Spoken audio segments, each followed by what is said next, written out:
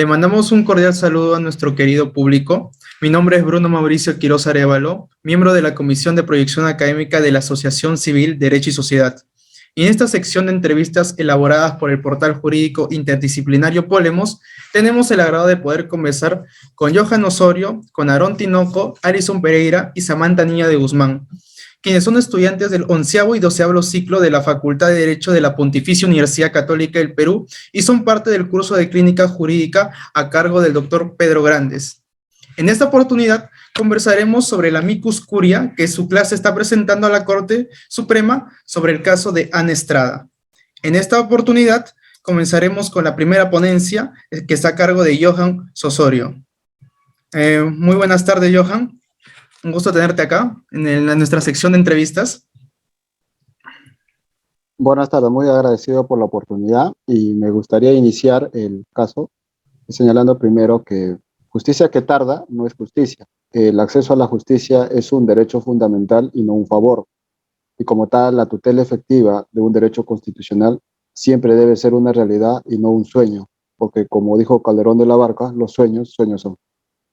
Muchísimas gracias. Bueno, sin nada más que agregar, comenzaremos con la primera pregunta, que es la siguiente. ¿Por qué se presenta este amicus curia ante la Corte Suprema? La respuesta la voy a hacer en tres partes. Primero voy a hablar sobre la norma del amicus curiae y su regulación por la modificación que tenía en el actual CPC. Luego veremos el interés en el caso y el tercer punto será el tema de la consulta. El amicus curiae es una norma con base legal expresa en el título quinto del Código Procesal Constitucional, en la cual se ha hecho una modificación, la cual señala que para ser presentado tienes que tener la calidad de ser invitado. ¿Esto qué está implicando en la realidad? Que con esta nueva regulación en el CPC ha introducido un verbo rector que es necesariamente ser invitado por un magistrado. Bajo una primera interpretación literal de este artículo, generaría dudas porque podría dar pie a que se aplique dicho dispositivo y el juez podría apartar del proceso a quienes no han sido invitados formalmente. Luego no puedan presentar el informe del amicus curiae.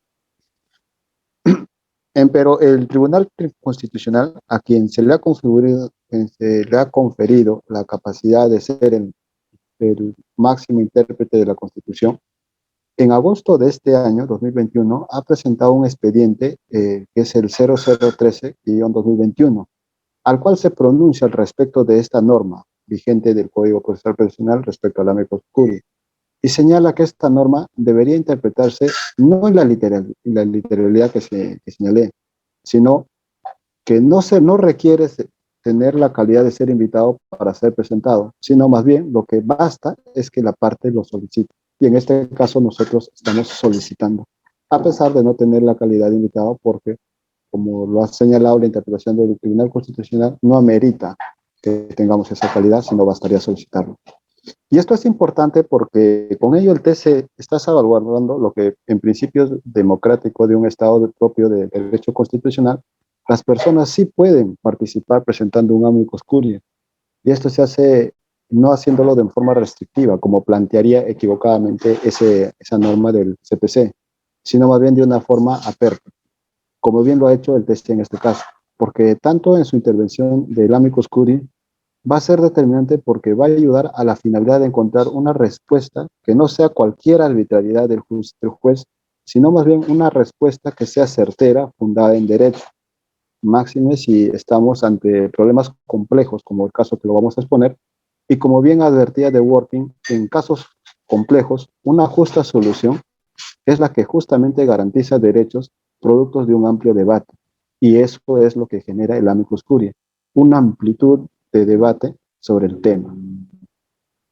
En el segundo punto es, finalmente nosotros como grupo hemos estado interesados en presentar este caso de amicus curiae porque en el ciclo hemos considerado relevante apoyar a las personas con enfermedades terminales, como es el caso de la señora Ana Estrada, y que ellos mismos han tomado la decisión sobre un aspecto de su vida porque consideran que no tienen una calidad de vida propia que ellos merezcan, toda vez que padecen de muchos y fuertes dolores, como se explicará también más adelante por mis compañeros. Por ello debería tener esta justiciable, consideramos, conforme manda el derecho constitucional, hacer uso libre de su autonomía y decidir sobre su vida, máxime si la sentencia del juzgado está bien motivada y expone un control correcto difuso, que está bien hecho y por ello no debería revocarse esa decisión. Finalmente, al tema de la consulta. Consideramos importante poner en tema de debate la consulta porque hemos advertido y como algo importante que la consulta es inconstitucional porque vulnera la naturaleza de un proceso al amparo. Porque las atribuciones del Tribunal Constitucional en esta materia están expresamente reconocidas en la Constitución en el artículo 202, inciso 2. Y segundo, porque no supera un test de proporcionalidad en sentido estricto como van a exponer a continuación mis compañeros. Muchas gracias. Muchas gracias, Johan, por tu excelente disertación. Bueno, esto es un tema muy interesante con respecto al amicus curia que ha presentado en esta oportunidad a cargo la clínica jurídica y en este caso los presentes, ¿no? Bueno, continuaremos con la sección de entrevistas del portal Polemos. Daremos pase a Alison Pereira. Muchas gracias, Alison, por aceptar nuestra invitación. Un gusto tenerte aquí. Muchas gracias a ustedes por la invitación. Bueno, continuando con la sección de preguntas, la pregunta a realizar es la siguiente. A su criterio, ¿la Corte Suprema debería confirmar la sentencia emitida por el juzgado? Buenas tardes a todos. Bueno, en primer lugar quería agradecer al portal jurídico Polemos de la revista Derecho y Sociedad por la oportunidad de poder estar aquí. El caso que nos trae a esta entrevista el día de hoy es el de la señora Ana Estrada, como muchos ya lo deben conocer, debido a que ha sido un caso muy polémico. El inicio de este caso se produce cuando ella, representada por la Defensoría del Pueblo, presenta una demanda de amparo para solicitar la inaplicación del artículo 112 del Código Penal a su situación en particular, alegando que padece de una enfermedad incurable y degenerativa, y por ese motivo solicitaba decidir sobre su propia vida y así poder acceder a una muerte asistida sin que, en virtud de este artículo, las personas involucradas sean procesadas penalmente. Esta enfermedad, como ya se ha mencionado, es incurable, progresiva, degenerativa y terminal. En ese sentido, esta enfermedad que empezó a padecer la señora Ana Estrada fue desarrollada o empezó cuando tenía tan solo la edad de 12 años. Y a lo largo de estos años ha visto comprometida su capacidad para movilizarse, teniendo que usar de manera permanente una silla de ruedas. Asimismo, también se ha visto comprometida su capacidad para respirar, resultando en la necesidad del uso de un respirador artificial.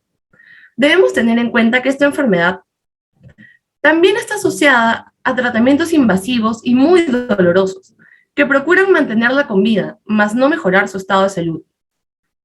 En ese sentido, para el caso en particular, estaría vulnerando principalmente los derechos a la dignidad y el libre desarrollo de la personalidad. Primero debemos entender qué es lo que plantea este artículo 112. Y este artículo plantea específicamente que se le impondrá una pena privativa de la libertad no mayor de 3 años a aquella persona que mate a un enfermo incurable. De esta forma, el tipo penal exige 2 presupuestos para que surta la consecuencia jurídica. El primero es que la persona que se mate sea un enfermo incurable, y el segundo es que el enfermo incurable haya realizado dicho pedido de manera expresa y consciente. Entonces, podemos ver de lo que hemos comentado este artículo que la señora Ana Estrada, al acceder a una muerte asistida, las terceras personas estarían incurriendo en este supuesto.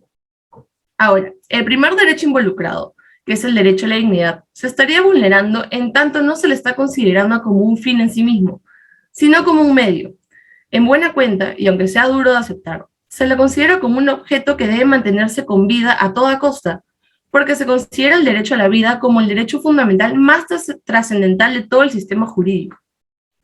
Con respecto al derecho al libre desarrollo de la personalidad, como derecho fundamental de todas las personas, también puede ser ejercido por la señora Ana Estrada para ponerle fin a su vida y a todo el sufrimiento que vivirla conlleva. Esto implicaría un acto de control de su propia vida y de su autonomía. Este derecho debe extenderse no únicamente al modo en cómo una persona desea vivir, sino también al cómo desea morir, sin que el Estado obligue a e imponga a las personas el padecer todo el sufrimiento que implican determinadas enfermedades terminales, como en el presente caso. Es por ello que nosotros consideramos que el juzgado ha hecho un control difuso, un buen control difuso, porque ha sabido ponderar los derechos que están en juego. Incluso podemos ver también que la Corte Interamericana de Derechos Humanos se ha pronunciado diciendo que el control difuso realizado es acertado. Y es en virtud de todos estos motivos que nosotros consideramos que la Corte debería confirmar la sentencia emitida. Muchas gracias.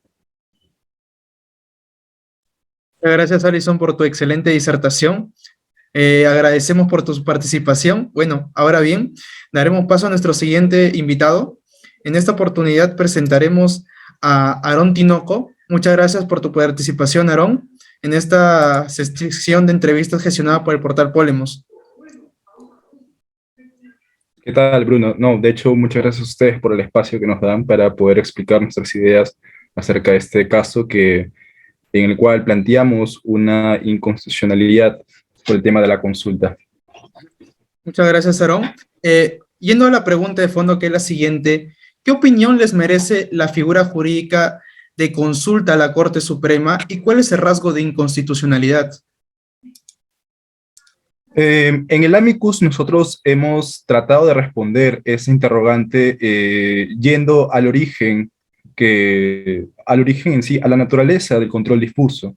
Y si nosotros revisamos de dónde proviene esa institución jurídica, debemos remitirnos al ordenamiento norteamericano, en el cual el control difuso, que es una atribución que se le da al juez, al Poder Judicial, no es una atribución que se encuentre concentrada en los órganos jerárquicos, de mayor jerarquía, perdón, sino que se encuentra difuminada para que cualquier juez pueda aplicarla y cumplir el principio de supremacía de la Constitución.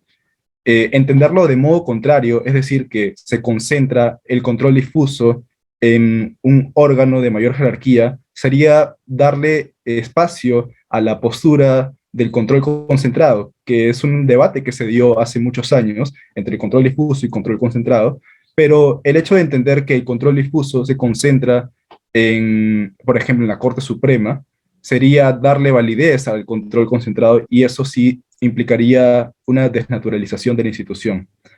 Ahora, de hecho, la Constitución, como tal, en su artículo 138, establece que cuando haya una incompatibilidad en todo proceso, no solamente en los procesos que se planteen en la Corte Suprema, en todo proceso siempre se debe preferir la Constitución por encima de la ley.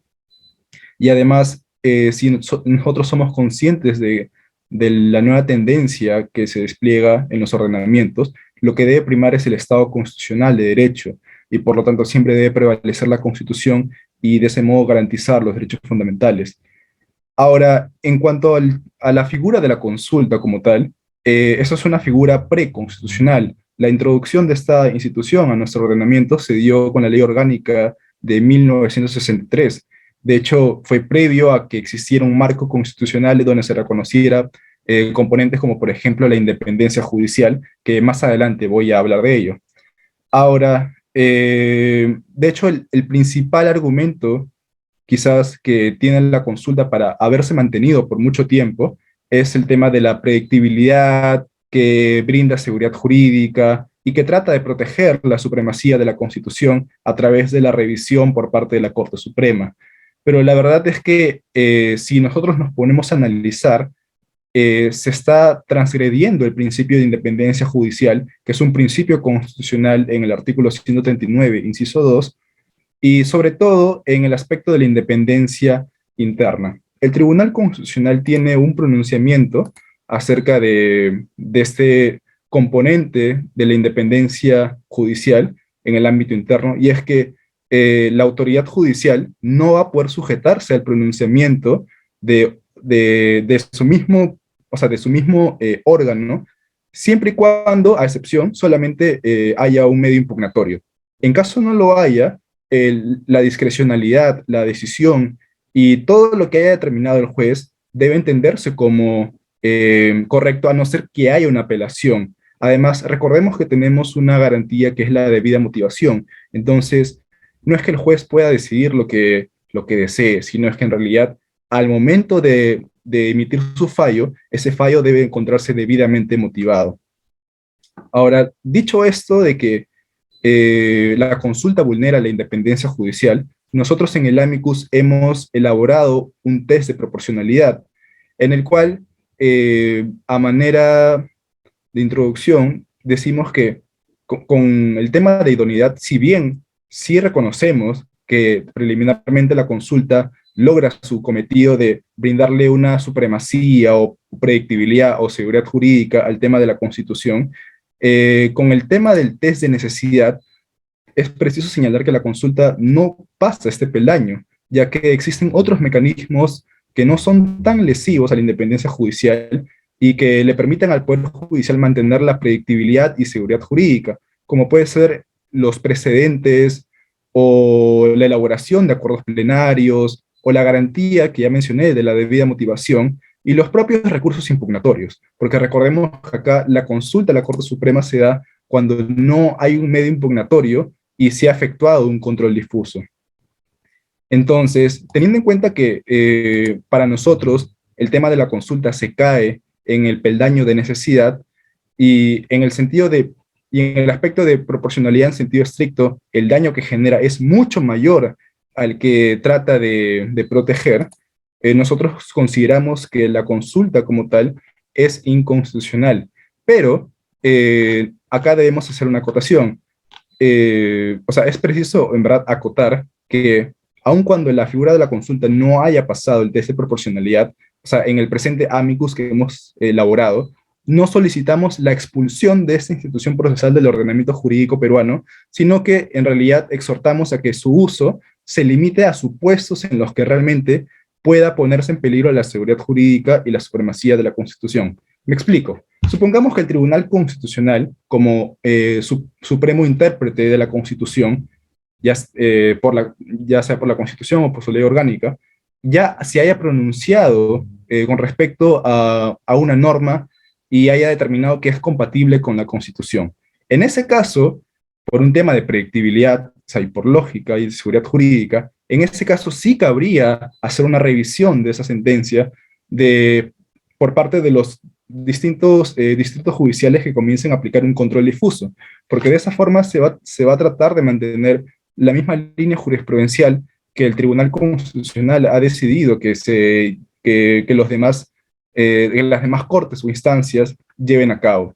Ahora, dicho esto, ya mi compañera Samantha les va a explicar cuál es la vulneración también con el tema del amparo, y un aspecto adicional es que este recurso a la consulta de la Corte Suprema no tiene efectos suspensivos. Entonces, si tomamos en cuenta el transcurso que se demora llevar esta decisión a la Corte Suprema, también se estaría afectando el derecho a la tutela jurisdiccional efectiva, sobre todo en el componente de efectividad, ¿verdad? Porque puede ser que el tiempo del proceso termine afectando los intereses de la persona que en un inicio interpuso la demanda. Y nada, con eso concluyo mi exposición. Muchísimas gracias, Aarón, por tu excelente disertación. Este es un tema muy interesante, muy valioso para la cultura jurídica. Bueno, ahora bien, agradecer a los participantes por esta valiosa información respecto al caso de Ana Estrada. Desde el portal jurídico interdisciplinario Polemos queremos agradecer a Johan, Aarón, Alison y Samantha por su participación el día de hoy y el habernos compartido valiosa información sobre el caso Ana Estrada. Invitamos al público también presente a que pueda vigilar de cerca dicho caso y la presentación de este amicus curia. Y agradecer a todos y todas por su gentil asistencia y participación. Finalmente, las y los invitamos a seguir las redes de Polemos en Facebook, Instagram, en LinkedIn, y para gozar de más contenido de este calibre, ¿no? Será hasta una próxima oportunidad. Muchísimas gracias.